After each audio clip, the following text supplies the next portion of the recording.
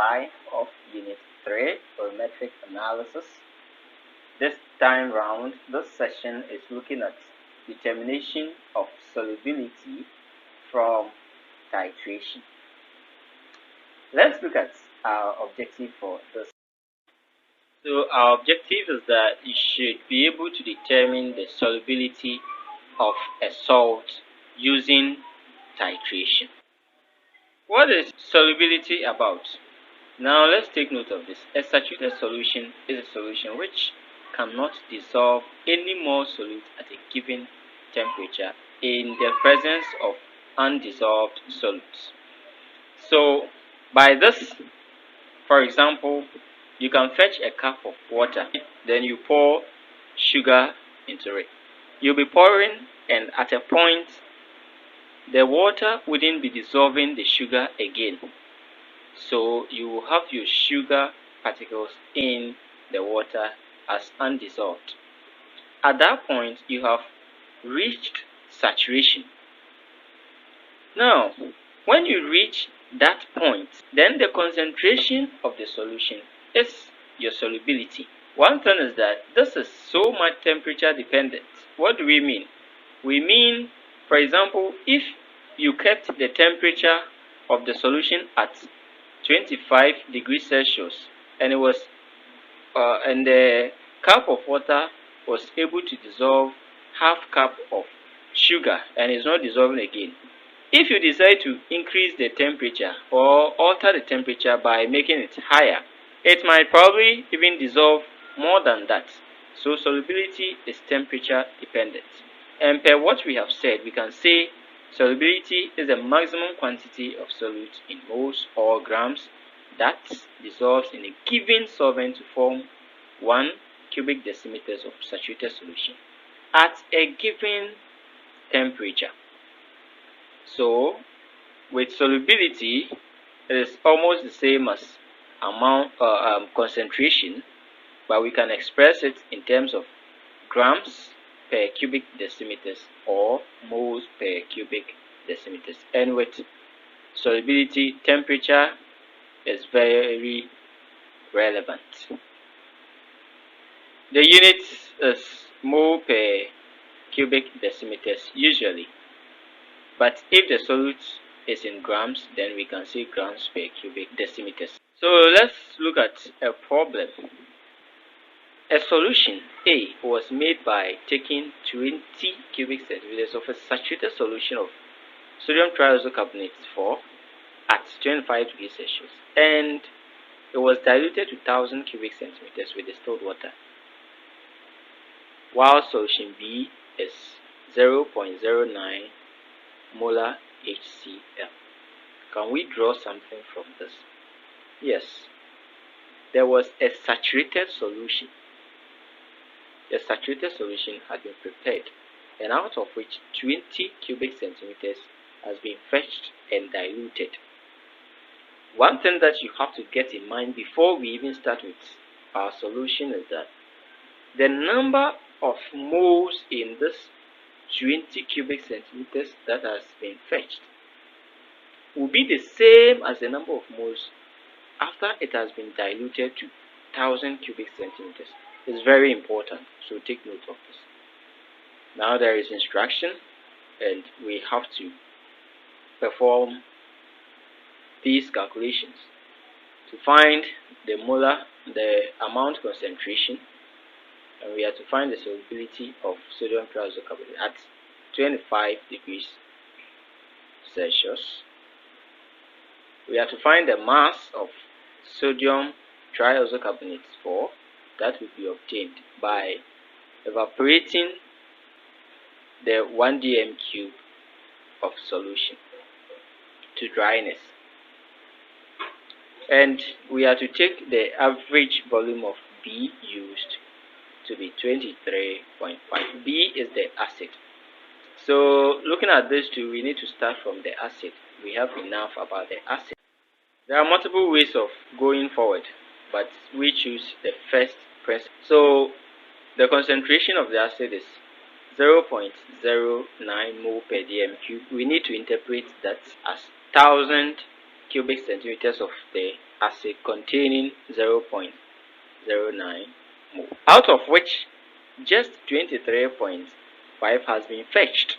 So how many moles are contained in this 23.5? That is 0.00212 moles. So now that we have been able to express the concentration in terms of moles, we need to look at the relation between the acid and the carbonate salt. Okay, so the relation is such that every 2 moles of HCl would react with 1 mole of the sodium carbonate. That is, for every mole of HCl, half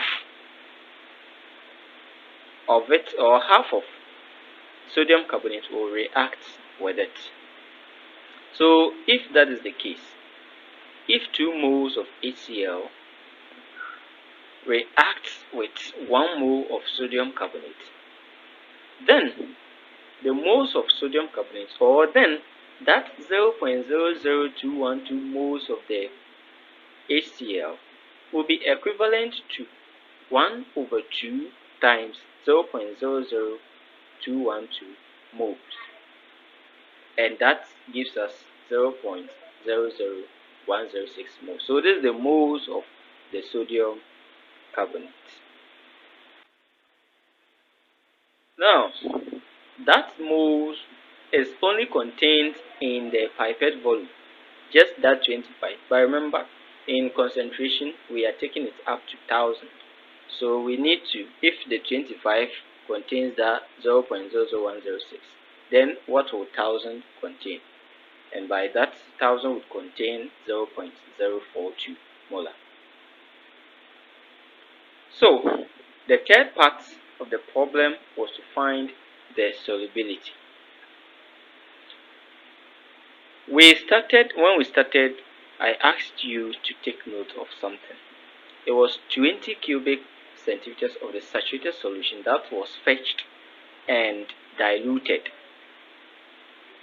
Okay, we didn't know the concentration of the solution at that time, but now we know. We have found the concentration of the sodium carbonate to be 0.042. What does that mean? It means that for a volume of 1000 cubic centimeters, or 1 dm cube, there are 0.042 moles present. Okay, since it was the same volume, that is 20 cubic centimeters, that was diluted to the 1000, we expect the moles to be the same. Okay, if the mole is the same, then we can now come to a relation that concentration, in this case solubility, is equal to the number of moles per the volume. But remember, for the volume it will change. If we put a spoon of sugar into half cup of water and we add more water, the volume will change, but the quantity of sugar would not change.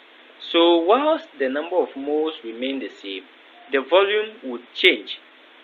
We added water to it and we made it up to 1000 cubic centimeters from 20. So if we want the solubility, then we need to go back to the 20 cubic centimeters. We are not using the 1000, but the moles remain the same. In that case, we have to convert the 20 cubic centimeters into decimeters, and that gives us 0.02 decimeters cube. So using our relation, C is equal to N over V. N is 0.042 over 0.02. That gives us 2.1 moles per cubic decimeters, and that is the solubility at the given temperature, which is 25 degrees Celsius. The next was to find the mass. If that 1 dm cube solution was evaporated to dryness, what mass of the sodium carbonate are we going to obtain? And using the relation concentration is equal to mass over molar mass times volume, we make mass the subject, and that gives us amount concentration times molar mass times volume. Now we have found the concentration, which is the same as the solubility, 2.1. The molar mass we can calculate for using the relative atomic masses, and that gives us 106. The volume was in the question as 1 cubic decimeters. So knowing these parameters, let's do substitution into the formula, and that gives us 222.6 grams. So with that solution, if we fetch 1000 cubic centimeters and we decide to evaporate it to dryness, that's the mass that we are going to get. That is 222.6 grams. We are ending the session with a task, and your task is what is shown here. Please do it, try it, and let's meet again in the next session. Thank you very much. My name is Robert Chumesi.